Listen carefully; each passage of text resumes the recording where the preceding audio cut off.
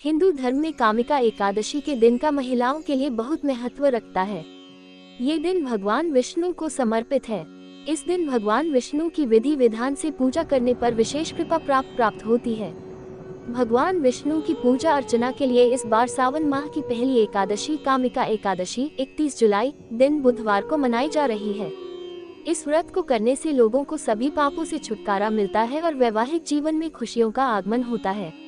इस व्रत की पूजा के दौरान कामिका एकादशी व्रत कथा का पाठ अवश्य करना चाहिए। कामिका एकादशी का महत्व। पौराणिक कथा के अनुसार अर्जुन ने एक बार श्री कृष्ण से कहा कि हे प्रभु, मैंने आषाढ़ माह के शुक्ल पक्ष की देवशयनी एकादशी का सविस्तार वर्णन सुना, अब आप मुझे सावन मास के कृष्ण पक्ष की एकादशी की कथा सुनाने की कृपा करें। इस एकादशी का नाम क्या है? इसकी विधि क्या है? इसमें किस देवता का पूजन होता है? इसका उपवास करने से मनुष्य को किस फल की प्राप्ति होती है? भगवान श्री कृष्ण ने कहा कि मैं सावन माह की पवित्र एकादशी की कथा सुनाता हूँ, ध्यानपूर्वक श्रवण करो। एक बार इस एकादशी की पावन कथा को भीष्म पितामह ने लोकहित के लिए नारद जी से कहा था। एक समय नारद जी ने कहा कि हे पितामह, आज मेरी सावन के कृष्ण पक्ष की एकादशी की कथा सुनने की इच्छा है, अतः आप इस एकादशी की व्रत कथा विधान सहित सुनाइए। नारद जी की इच्छा को सुनकर पितामह भीष्म ने कहा कि नारद जी, आपने बहुत ही सुंदर प्रस्ताव किया है, अब आप बहुत ध्यानपूर्वक इसे श्रवण कीजिए। श्रावण माह के कृष्ण पक्ष की एकादशी का नाम कामिका एकादशी है। इस एकादशी की कथा सुनने मात्र से ही वाजपेय यज्ञ के फल की प्राप्ति होती है। कामिका एकादशी के उपवास में शंख, चक्र, गदाधारी भगवान विष्णु का पूजन होता है। जो मनुष्य इस एकादशी को धूप, दीप, नैवेद्य आदि से भगवान विष्णु की पूजा करते हैं, उन्हें गंगा स्नान के फल से भी उत्तम फल की प्राप्ति होती है। सूर्य ग्रहण और चंद्र ग्रहण में केदार और कुरुक्षेत्र में स्नान करने से जिस पुण्य की प्राप्ति होती है, वह पुण्य कामिका एकादशी के दिन भगवान विष्णु की भक्तिपूर्वक पूजा करने से प्राप्त हो जाता है। भगवान विष्णु की श्रावण माह में भक्तिपूर्वक पूजा करने का फल समुद्र और वन सहित पृथ्वी दान करने के फल से भी ज्यादा होता है। व्यतिपात में गंडकी नदी में स्नान करने से जो फल प्राप्त होता है, वह फल भगवान की पूजा करने से मिल जाता है। संसार में भगवान की पूजा का फल सबसे ज्यादा है, अतः भक्तिपूर्वक भगवान की पूजा न बन सके तो श्रावण माह की कृष्ण पक्ष की कामिका एकादशी का उपवास करना चाहिए। आभूषणों से युक्त बछड़ा सहित गोदान करने से जो फल प्राप्त होता है, वह फल कामिका एकादशी के उपवास से मिल जाता है। जो उत्तम द्विज श्रावण माह के कृष्ण पक्ष की कामिका एकादशी का उपवास करते हैं तथा भगवान विष्णु का पूजन करते हैं, उनसे सभी देव, नाग, किन्नर, पितृ आदि की पूजा हो जाती है। इसलिए पाप से डरने वाले व्यक्तियों को विधि विधान सहित इस उपवास को करना चाहिए। जो मनुष्य इस दिन तुलसी दल से भक्ति पूर्वक भगवान विष्णु का पूजन करते हैं, वे संसार सागर में रहते हुए भी इस प्रकार अलग रहते हैं, जिस प्रकार कमल पुष्प जल में रहता हुआ भी जल से अलग रहता है। तुलसी दल से भगवान श्रीहरि का पूजन करने का फल एक बार स्वर्ण और 4 बार चांदी के दान के फल के बराबर है।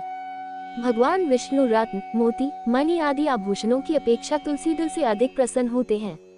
जो मनुष्य प्रभु का तुलसी दल से पूजन करते हैं, उनके सभी पाप नष्ट हो जाते हैं। तुलसी जी के दर्शन मात्र से मनुष्य के सभी पाप नष्ट हो जाते हैं और शरीर के स्पर्श मात्र से मनुष्य पवित्र हो जाता है।